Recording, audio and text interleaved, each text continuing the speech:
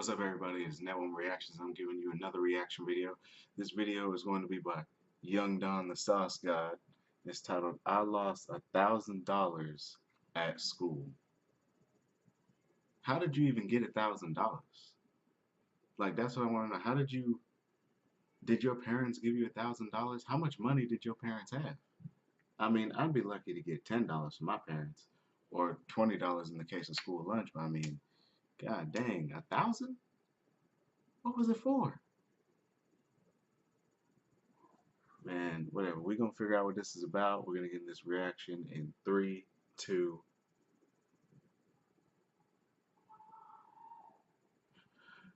3, 2, 1, go. 10 minutes away from the school, she turns around to me while still driving and looks me square in the face and says, "Son, if you are lying and you have me waste my time and embarrass myself in front of your principal, I am going to beat you senseless in front of the whole school."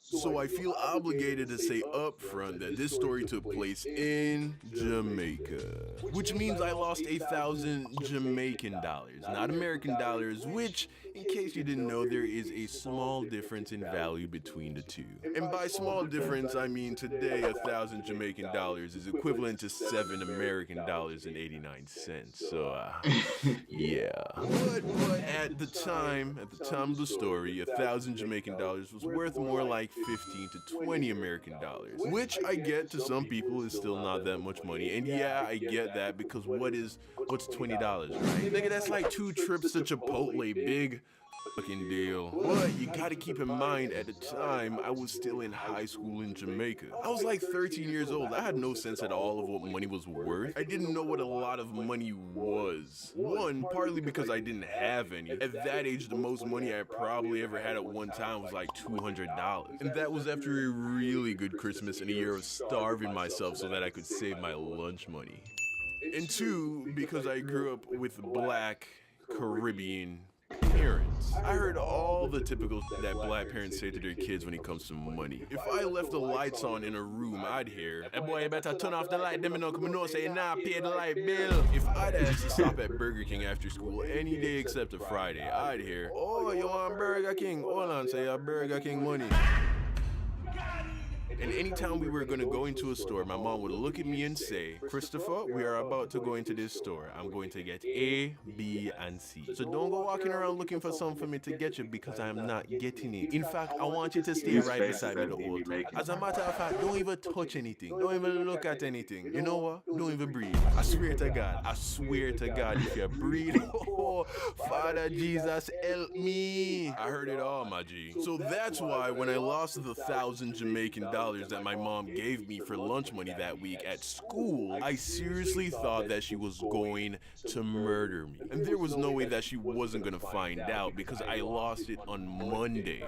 There was no way that I was going to make it the whole week with zero money. So there I was sitting in my room after school, accepting the fact that the money was gone. And I had to tell my mom. So of course, I now had to decide what it is that I was going to tell her. I decided that my best option was to tell her the truth. Fast forward a few hours later, my mom's back home from work and I'm standing in her room ready to break the news to her. She's like, "Hey son, how was your day at school?" And then I open my mouth and say, it was terrible." She's like, "Why, what happened?" And then I say, "It was terrible because a guy stole all of my lunch money, mommy." Yes, nigga, I lied, okay, I lied. I didn't have the balls to tell her that I lost the money. So I figured that if I told her that someone took it, she wouldn't be mad at me and we just dropped the issue. Unfortunately, I guess I didn't take into account a very important fact that I stated earlier. I grew up with Black Caribbean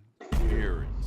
So when I told my mom that a dude at school took my lunch money, instead of being all like, "Oh, I'm sorry to hear that happened to you, baby," and just wanting to let it go, she looked me dead in the eyes and said, "Who took your money?" And even though that's what she said with her mouth, her eyes said, "You are going to show me the good for nothing piece of shit rat that stole from my baby, and I am going to rip his tongue out through his asshole and feed it to the dogs. I didn't see that coming, partly because I had never been in a situation where I told my mom that someone at school was harassing me. I didn't know she was gonna go full on Revenge of the Sith on me, so she caught a nigga off guard. I was like, who? Oh, it was this guy. I don't know his name. He was older, like maybe a grade or two or three grades above me. He was tall, but not like that tall, and he had like light skin, but he was like really tan, kind of dark, burnt to a crisp, really. But you could tell he was naturally light skinned, and he had long black hair, but it was really curly, so it looked short, and he probably stayed in the sun a lot, so it got like kind of brown. I basically described 90% of the entire male population at my school, and just for shits and giggles, I threw in a, oh, he had a scar on his face. I think. It all happened so fast. I literally invented a nigga in an attempt to not get in trouble. She says to me, tomorrow we are going to go to your school, we are going to go to the principal, we are going to describe the person to her, and then we are going to go class by class until you see the person who took your money. I am going to make him pay for what he do to you. So fast forward to the next morning, and I'm in the car with my mom as we're driving to school. And it was a quiet ride. Me in the back having an internal panic attack as my mom is up front channeling all her chakras as she prepared to destroy some imaginary teenage dude for stealing the money that I lost. We pull up to a stoplight halfway to school, and during the pause, she looks up at the rearview mirror and she and I make eye contact. We lock eyes only briefly, but it was enough for her to peer into the depths of my soul. After a few tense seconds, I break away, but it was too late. I knew that she knew. The light turns green and the journey continues. After a few more minutes of silent driving, my mom calls my name, and we lock eyes again in the rearview mirror. And then with a calm but dark tone, she asks, Christopher, did that boy really take your lunch money, or did you lose it? At that moment, my stomach sank into my asshole. I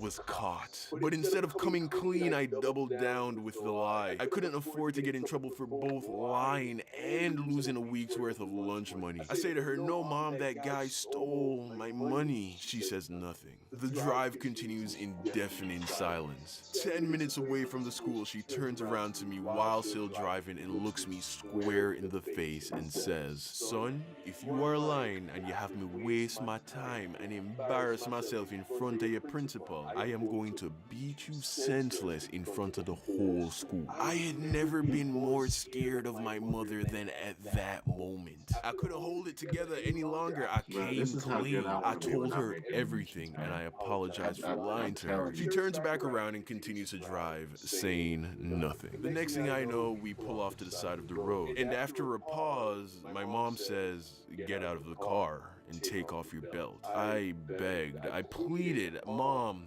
please. No, don't do this. It's rush hour traffic right now. Without a doubt, someone I know is gonna see you whooping my ass. Get out of the car. I get out, and then my mom did exactly what any black Caribbean mother would do in that situation. She beat my ass for all of the city of Kingston to bear witness. Moral of the story, honesty really is the best policy, especially if you have black Caribbean parents. Facts. What's up, fam? It's your boy, Young.